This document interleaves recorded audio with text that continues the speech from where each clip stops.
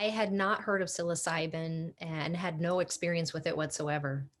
I was diagnosed in 2017, and I was diagnosed with neuroendocrine cancer, which is a rare type of cancer that is unfortunately a terminal diagnosis. There is no cure, and the average lifespan is 18 to 24 months.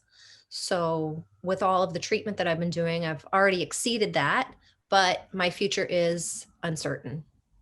After trying a number of things to manage some anxiety and depression that came up around recurrence of my cancer. And this summer, I did 4 months of chemotherapy, and 6 weeks out, it was clear that it had failed. And I got pretty depressed and pretty hopeless. And I had heard about psilocybin therapy happening in Canada, and I thought that maybe it would help me deal with some of my fears and anxiety around end of life planning and treatment decisions. I was fortunate to find someone who was experienced here in the United States, and they administered the psilocybin therapies, did the support, and managed the dosing for me. I met with the facilitator beforehand, and we did a planning session where all my questions were answered. And I stated and made intentions on what issues I wanted to address and what I hoped to gain from the session. So there was a lot of planning that went involved.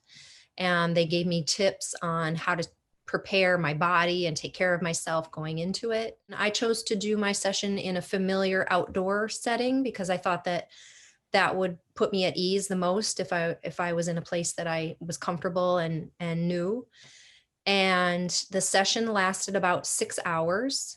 The facilitator was there the entire time, but for the most part, it was a lot of internal processing. There wasn't a lot of dialoguing. It wasn't like talk therapy. Throughout the session, the facilitator administered 3 different doses so that the pacing and the therapy session would be even and not like a big spike and then a drop.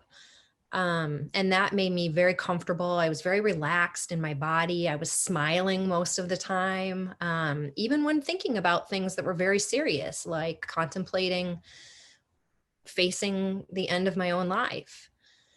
And I feel that the one psilocybin therapy session gave me more lasting effects than I did in a whole year of talk therapy.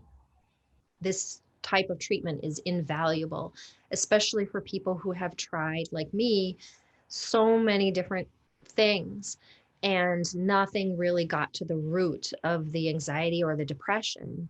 And in just one psilocybin therapy session, I have been so uplifted and have a completely new outlook on my future. So I would say vote for Measure 109.